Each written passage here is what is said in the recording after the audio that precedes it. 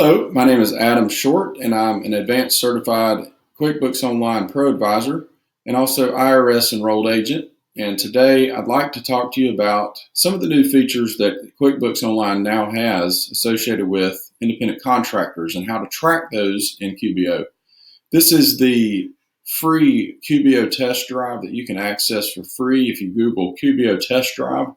And we have our make-believe company, Craig's Design and Landscaping Services, that we'll kind of be experimenting with here in this video.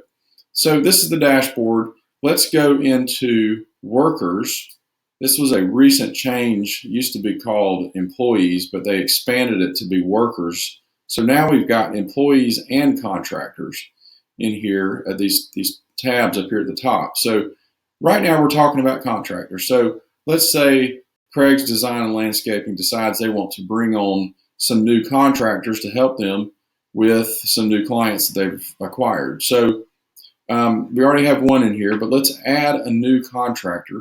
So if we click Add a Contractor, we have the name and the email. So let me go ahead and do that. So I'm just going to enter my own name, Adam Short. And I'm going to enter admin@shortfinancial.com. Don't spam me, please. Invite them to fill out the rest. You see this box is checked. This is a new feature that was released recently here in 2018. And what this does, this is a really cool feature. It will send an email to the contractor, and it will ask them to enter their tax identification number and their W-9 info that you're required to collect as the employer.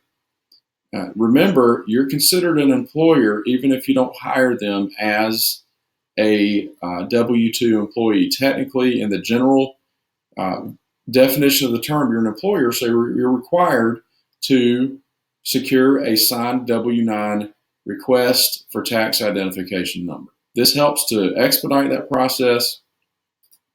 And so I'm clicking Add Contractor, and QBO will go ahead and send an email to the contractor, and you see how now we have a message up here. The invitation was sent to admin@shortfinancial.com.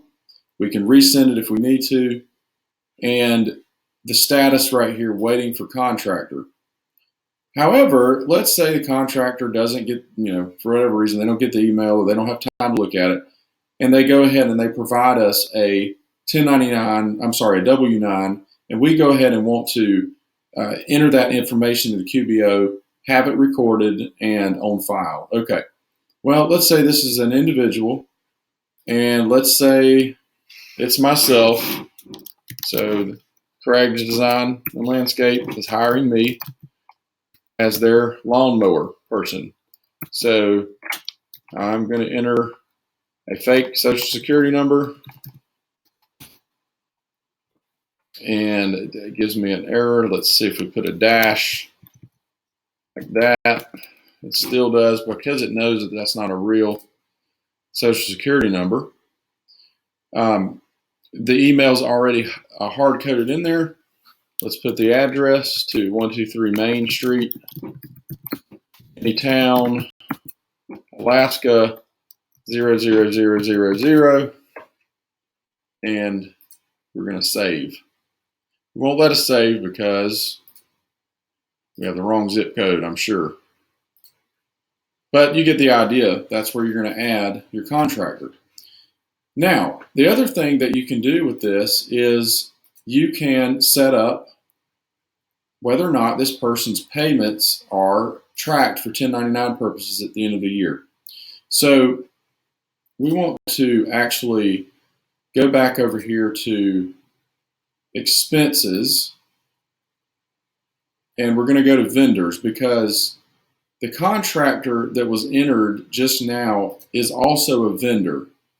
And you'll see here that I am in here now, Adam Short, as a vendor. So remember, when you enter them as a contractor, they are also getting entered automatically in the vendors area, which is a great feature. I'm glad they decided to do that.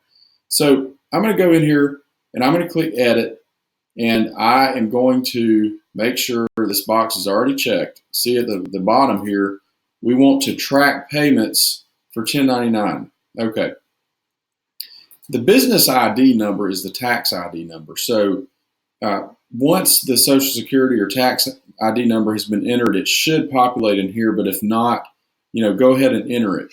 And what will happen is QuickBooks will track the payments that you make to that person or business throughout the year. And then at the end of the year, around the January timeframe, QBO has a feature up here that will show up, and it will allow you to prepare the 1099s and e-file those and distribute those to your contractors. So it's just an improvement that they've made over here in the workers area. Oh, actually, here it is, prepare 1099s. They used to have that over in the vendors area. So, so whenever January rolls around, you have a built-in wizard here where it'll guide you through not only creating your 1099s, but also filing them with the SSA, Social Security Administration, and the IRS. Sorry, they're not going to the SSA, that's W-2s. The IRS and then the state agencies as required. So it's a very helpful tool to have. And again, it's all built in here to QuickBooks Online. I hope this has been helpful for you today. Please check out our other videos on our YouTube channel or visit our website at shortfinancial.com. And if you have any questions about accounting or tax, don't hesitate to let us know. Until then, happy bookkeeping. Thank you.